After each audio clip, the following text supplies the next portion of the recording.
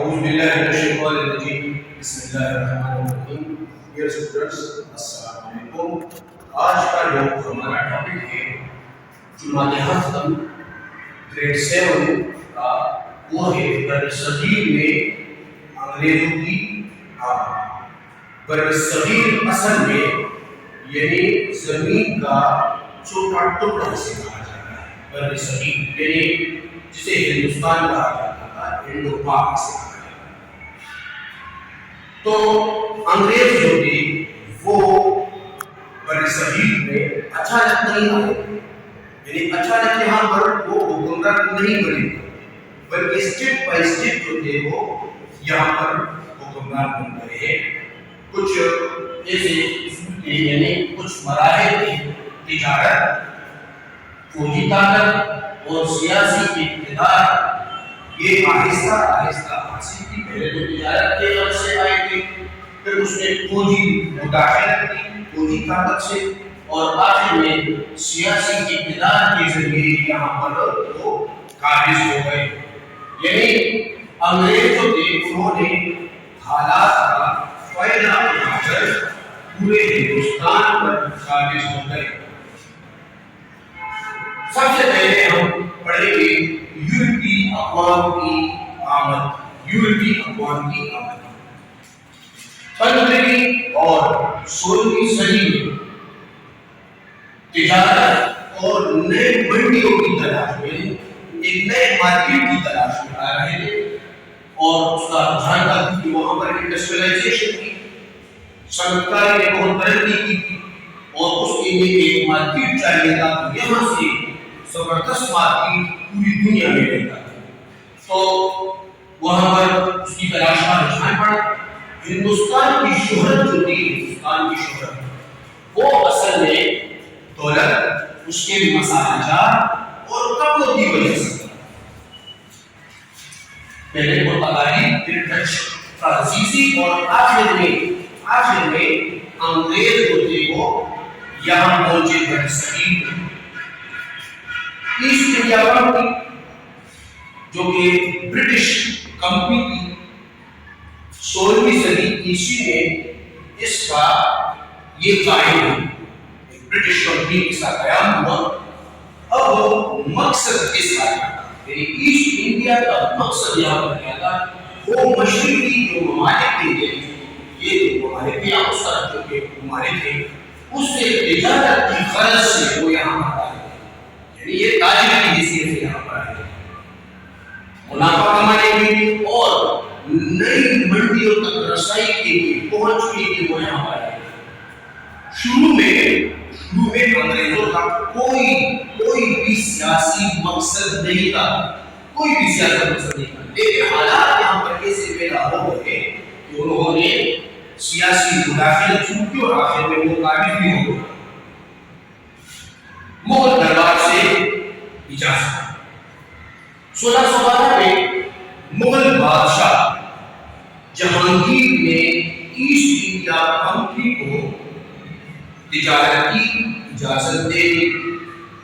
انہوں نے فیکٹریاں قائم کی. پہلے ایک شہر میں فیکٹری قائم کی، پھر آہستہ اسٹیپ بائی اسٹیپ دوسرے شہروں میں بھی انہوں نے مراکز بنائے.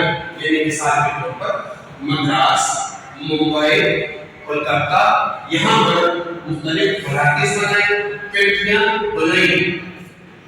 شروع میں یہ جس طرح میں نے کہا کہ یہ تجارتی مراکز تھے، جو شہر کے مدراس، ممبئی، کلکتہ، لیکن بعد میں انہوں نے قلعے بنائے اور ان قلعوں کو مضبوط بھی کیا. قلعوں کو کس طرح مضبوط بنایا جاتا ہے؟ وہاں پر گارڈز وغیرہ جو تھے وہ کھڑے رہتے تھے، یعنی فوج تعینات کی.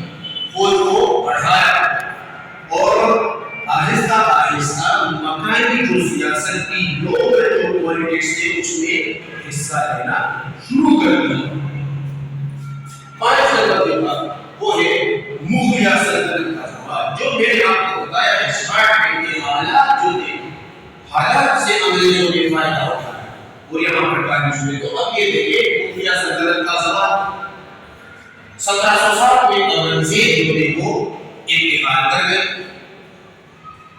مغلیہ سلطنت کمزور ہو گئی، کیونکہ وہاں پر زیادہ تر حکمران جو آخری تھے وہ بالکل نااہل تھے، اس میں کوئی اہمیت نہیں تھی حکمرانی۔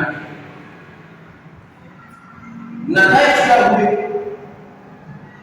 صوبے خود مختار، صوبوں کو اختیارات دی گئی، یعنی زیادہ اختیارات، اور مرکز جو تھا وہ کمزور ہو گیا۔ جب آپ صوبوں کو زیادہ اختیارات دیتے ہیں تو اس کا مطلب یہ ہوا کہ آپ مرکز کو کمزور کر رہے ہیں۔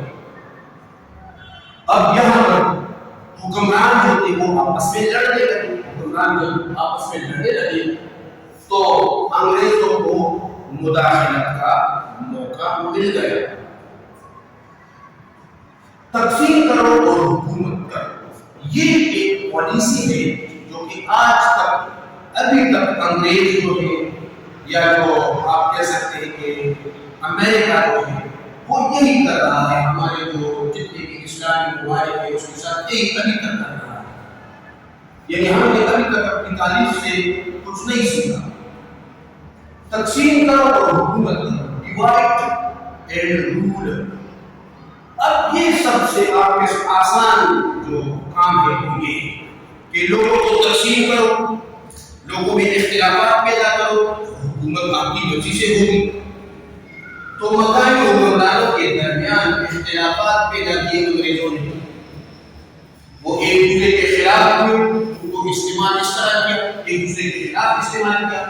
انگریزوں نے کیا کیا؟ وہ آہستہ آہستہ سیاسی طاقت حاصل کر رہے ہیں، اور انہوں نے کس کو بٹھایا؟ تو ان کے حامی تھے ان کو حکمران بٹھایا۔ اب جنگوں کے ذریعے اقتدار حاصل، جنگوں کے ذریعے اقتدار۔ اس میں سب سے پہلا جو ہے جو کہ بیٹا آپ لوگوں کو ٹاپک انشاءاللہ آئے گا، جنگ پلاسی 1757 نواب سراج الدولہ کو یہاں پر شکست ہوئی ہے، جو کہ بنگال کے حکمران تھے، نواب تھے، نواب سراج الدولہ کو شکست ہوئی تھی۔ حالانکہ اس کی فوج زیادہ تھی، تقریباً 50,000 فوج تھی، اور انگریزوں کی فوج انتہائی کم تھی، تقریباً 5,000 فوج، لیکن وہ غداری ہوئی، کیونکہ آپ لوگوں کو پتہ ہے کہ مسلمانوں کو یا اسلام کو سب سے زیادہ نقصان اگر پہنچایا ہے تو دشمن نے نہیں پہنچایا ہے، بلکہ منافقین یعنی ہائپوکریسی سے کہا جاتا ہے انہوں نے پہنچایا ہے۔ تو یہاں پر بھی یہی کہنا ہے۔ اس میں سب سے اہم کردار رابرٹ کلائیو جو ہے اس نے ادا کیا ہے، لیکن سب سے بڑا کردار وہ ہے میر جعفر، جو کہ خطار ہے، آپ لوگوں نے نام سنا بھی ہوگا، میر جعفر خطار۔ اب نتیجہ کیا ہوا؟ نتیجہ یہ کہ اب اس غدار کی وجہ سے نواب سراج الدولہ کو شکست ہوئی ہے جنگ پلاسی۔ نتیجہ کیا ہوا؟ بنگال پر انگریزوں کا قبضہ ہوا، اور یہ اصل میں ایک ٹرننگ پوائنٹ تھا، یہ اصل میں ٹرننگ پوائنٹ یہ جنگ تھا، کیونکہ اس جنگ کے بعد حکومت کی بنیاد رکھی گئی، انگریز حکومت یہاں پر قائم ہو گئی۔ جنگ بکسر یہ بھی آپ لوگوں کو پڑھنا بھی انشاءاللہ آئے گا۔ جنگ بکسر 1764 انگریز اور مقامی جو حکمران تھے اس کے درمیان جنگ ہوئی، اس کو شکست ہوئی۔ نتیجہ کیا ہوا؟